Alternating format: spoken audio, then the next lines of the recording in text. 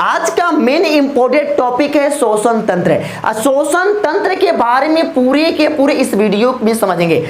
तंत्र का अर्थ होता है ग्रुप ऑफ ऑर्गन, यानी बहुत सारे ऑर्गन जब आपस में जुड़ेगा तो तंत्र का निर्माण होता है। श्वसन को बोलते हैं सांस लेने और सांस छोड़ने की क्रिया को श्वसन तंत्र कहते हैं। और श्वसन तंत्र के समय ग्लूकोज को तोड़ा जाता है, यानी जो भी हम चीज खाते हैं तो उनको तोड़ने के लिए कोई ना कोई चीज होना चाहिए। ग्लूकोज को जो तोड़ता है ऑक्सीजन। तो तोड़ते समय हमारे शरीर में ऊर्जा मिलता है, तोड़ते समय हमारे शरीर को ऊर्जा प्राप्त होता है और उसके साथ CO2 और ATP का निर्माण होता है और जल का निर्माण होता है। लेकिन जो खराब पदार्थ है, यानी जो खराब पदार्थ है उसको शरीर से तो बाहर निकलना है, तो शरीर को बाहर निकालना है। तो शरीर से बाहर जो निकलता है वो CO2 और जल, यानी गैस के साथ कुछ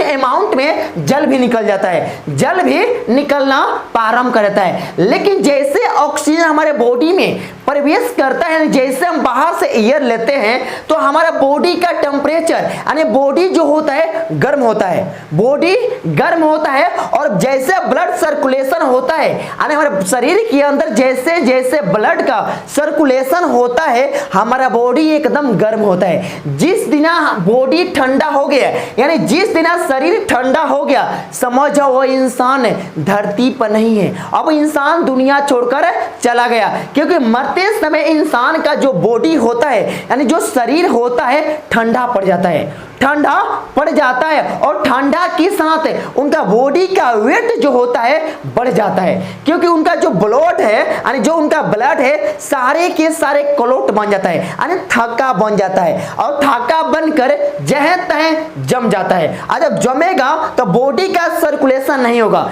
इसीलिए इंसान का बॉडी उस समय भारी हो जाता है। जब इंसान जीवित होता है और जब इंसान मृत हो जाता है तो जीवित के तुलना में मृत के समय उस इंसान का बॉडी का वेट सबसे ज्यादा हो जाता है, यानी सबसे ज्यादा बढ़ जाता है। फिर इसके बाद देखते हैं और श्वसन अंग जो होता है बहुत सारे जीवों में अलग अलग होता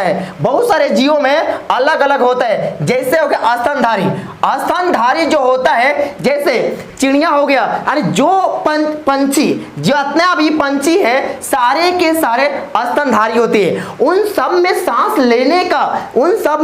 लेने का यानी हर जीवों में सांस लेने का तरीका अलग अलग होता है, यानी हर जीवों में सांस लेने का तरीका अलग अलग होता है। तो सारे स्तनधारी अपना सांस जो लेती है वो फेफड़ा से लेती है, यानी सारे के सारे स्तनधारी जो है अपना सांस लेती है फेफड़ा का मेन काम होता है सांस को, यानी वायु को अंदर लाना और वायु को बाहर विदा करना, यह काम होता है फेफड़ा का।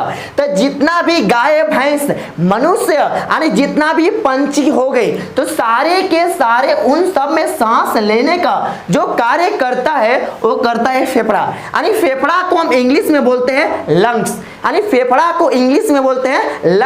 यही लंग्स के द्वारा हम लोग सांस लेते हैं। सांस हम लोग नाक और मुंह से नहीं लेते हैं, क्योंकि यह मार्ग है सांस लेने का, यह केवल मार्ग है नाक और माउथ यानी मुंह। सांस तो हम वास्तव में लेते हैं फेफड़ा। अगर फेफड़ा खराब हो जाएगा तो इंसान का सांस लेना मुश्किल हो जाएगा, यानी सांस लेने का काम होता है फेफड़ा। अब देखते हैं कीड़ा मकोड़ा, जितना भी कीड़े मकोड़े हैं तो उन सब में सांस लेने का अंग यानी ऑर्गन जो होता है अलग होता है। तो जितना कीड़ा मकोड़ा है तो उन सब में सांस लेने का जो क्रिया होता है श्वास नली, जिसको इंग्लिश में हम बोलते हैं ट्रेकिया, यानी इंग्लिश में बोलते हैं ट्रेकिया। जितना भी कीड़े मकोड़े हैं उन सब में सांस लेने का कार्य जो होता है ट्रेकिया द्वारा होता है। लेकिन अब देखते हैं जितना भी जलीय जीव जो जल के अंदर होते हैं, यानी जितना भी मछली हो गया तो मछली के जो गलफड़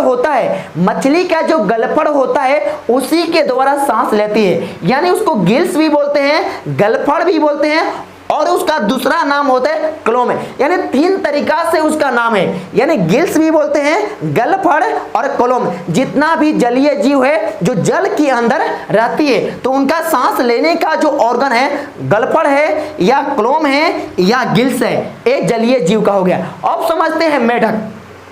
यह जो मेढक होता है, ये मेढक होता है, ये जमीन के अंदर भी होता है और पानी में होता है। जब तक जमीन के अंदर होता है यानी मिट्टी के जैसे अंदर होता है, उस समय उसका जो सांस लेने का कार्य होता है स्किन के द्वारा, यानी स्किन के द्वारा वो अपना सांस लेता है। और कोई भी इंसान अगर सांस न लेगा, कोई भी इंसान जिस दिन सांस लेना छोड़ दिया तो उस इंसान का दुनिया से अलविदा हो गया, यानी वो इंसान दुनिया से अलविदा हो गया।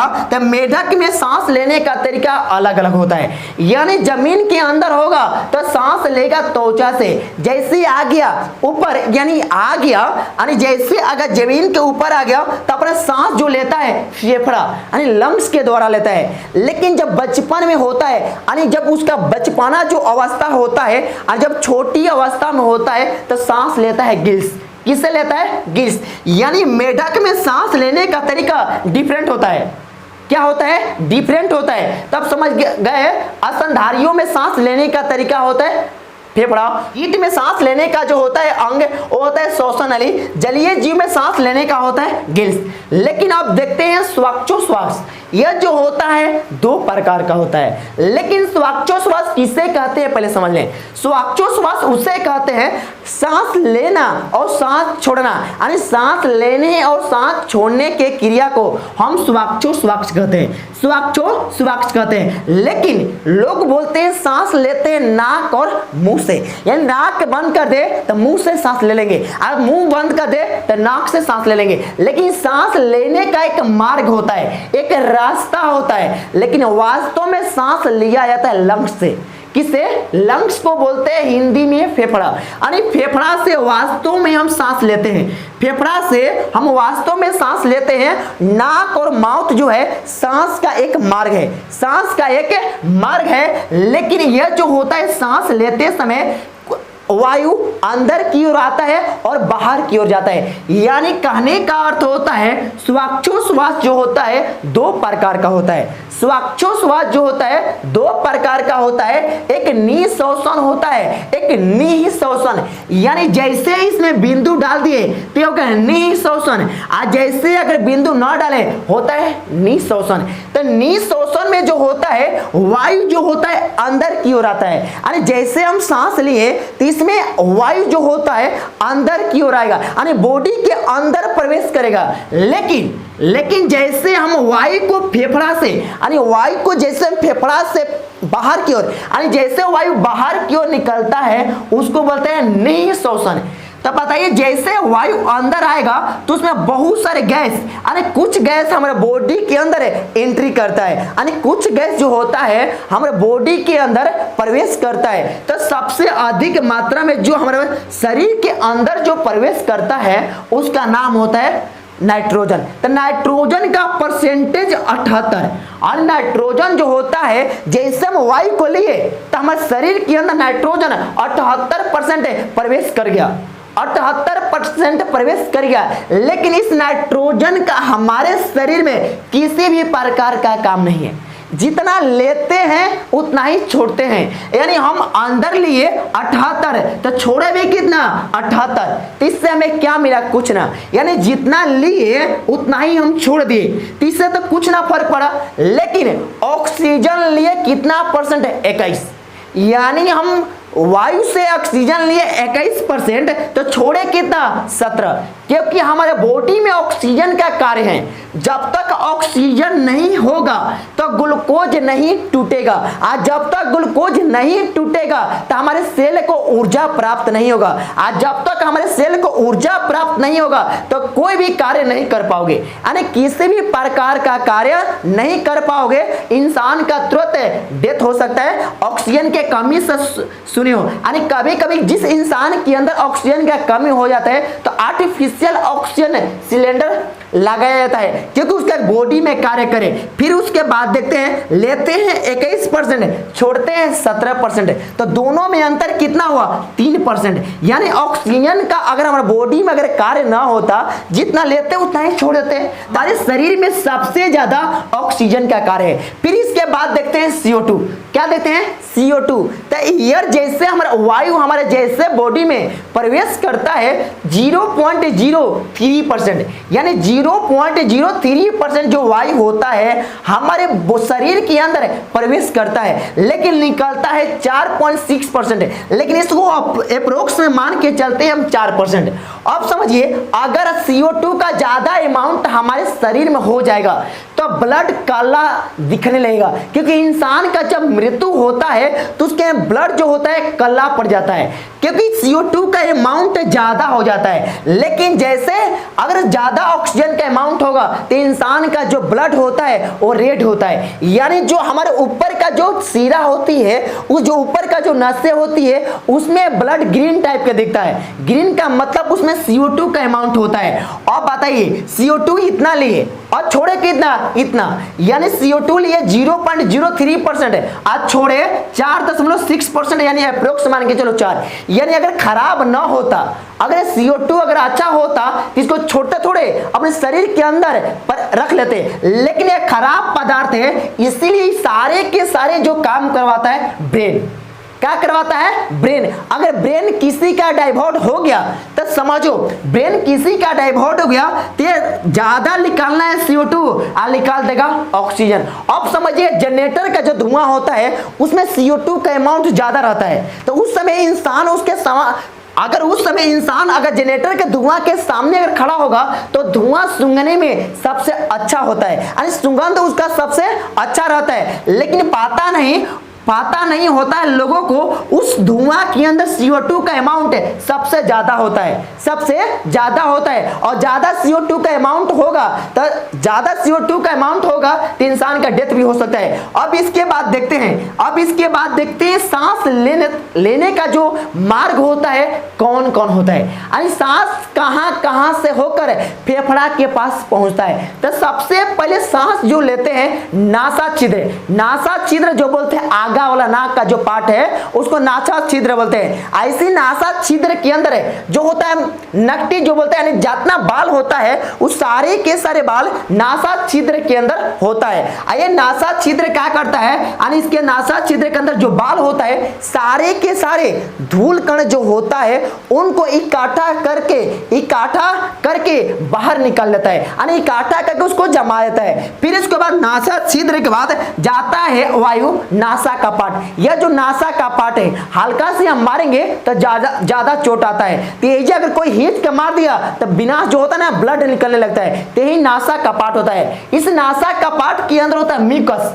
क्या होता है? म्यूकस, जो चिपचिपा पदार्थ होता है, जो बचपन में सब लोग गिराने का काम करता है। फिर इसके बाद नासा का पार्ट के बाद चलता है ग्रसनी। कहां जाता है? ग्रसनी। यह ग्रसनी का 2 भाग होता है। कितना भाग होता है? 2 भाग। यह ग्रसनी का 2 भाग होता है, एक कंठ द्वार होता है, एक निगल द्वार। यानी कंठ द्वार के अंदर केवल वायु प्रवेश कर सकता है और निगल द्वार के अंदर केवल भोजन प्रवेश कर सकता है। और फेफड़ा का डायग्राम बनाकर हम सिखाएंगे। फिर इसके बाद देखते हैं ग्रसनी के बाद जाता है लैरिंक्स को बोलते हैं स्वर यंत्र। यानी जैसे यहां मारेंगे तो आवाज क्या होता है? डाइवर्ट, यानी यहां मारने पर आवाज में जो परिवर्तन होता है वो होता है लैरिंक्स से जो होते हुए वायु जो जाता है ट्रेकिया के अंदर वायु का प्रवेश होता है, क्योंकि ट्रेकिया के अंदर केवल वायु ही जा सकता है। उसके अंदर जैसे भोजन जाएगा तो भोजन को ढकेलने का काम करता है, यानी फेफड़ा जो होता है भोजन को ढकेलेगा। ये फेफड़ा का डायग्राम बना के पार्ट 2 में समझाएंगे। फिर इसके बाद देखते हैं यहां से जाएगा ब्रोंकाई। कहां जाएगा? ब्रोंकाई के अंदर जाएगा। अगर वीडियो अच्छा लगा होगा तो चैनल को सब्सक्राइब कर दीजिएगा और जितना से जितना हो सके इस वीडियो को शेयर कीजिएगा। यानी श्वास नली के बाद ये कहां जाएगा? ब्रोंकाई में। यानी श्वास नली के बाद जाएगा ब्रोंकाई। यानी श्वास नली जो होता है 2 भागों में बटा होता है, दोनों भाग का नाम जो होता है ब्रोंकाई। और ब्रोंकाई जो होता है वो बहुत छोटे छोटे पार्ट में निकला होता है, जिसे बोलते हैं ब्रोंक्यूलस। क्या बोलते हैं? ब्रोंक्यूलस। यही ब्रोंक्यूलस में अंगुरनुमा जो संरचना होता है, यानी अंगुरनुमा जो संरचना होता है उसको बोलते हैं वायुकुपिका। और वायुकुपिका से होते हुए जो वायु होता है ब्लड में, यानी ब्लड में लेकर जाने का जो काम करती है वो करती है आरबीसी। आरबीसी जो होती है ब्लड में लेकर जाने का काम करती है और यह आरबीसी ट्रांसफर कर देती है किसको, माइटोकॉन्ड्रिया को, यानी माइटोकॉन्ड्रिया को ट्रांसफर कर देगी। लो अब पूरे के पूरे कोशिका के पास यह भोजन को ट्रांसफर कर दो। ये सारे के सारे होता है और माइटोकॉन्ड्रिया क्रेब्स साइकिल चलाता है और क्रेब्स साइकिल के द्वारा पूरे के पूरे बॉडी में ऑक्सीजन को यानी वायु को पहुंचा देता है। ये सारे के सारे इस वीडियो का पार्ट है। यानी कहने का तरीका श्वसन मार्ग क्या होता है, नासा छिद्र, नासा का पार्ट, नासा छिद्र, नासा का पार्ट, ग्रसनी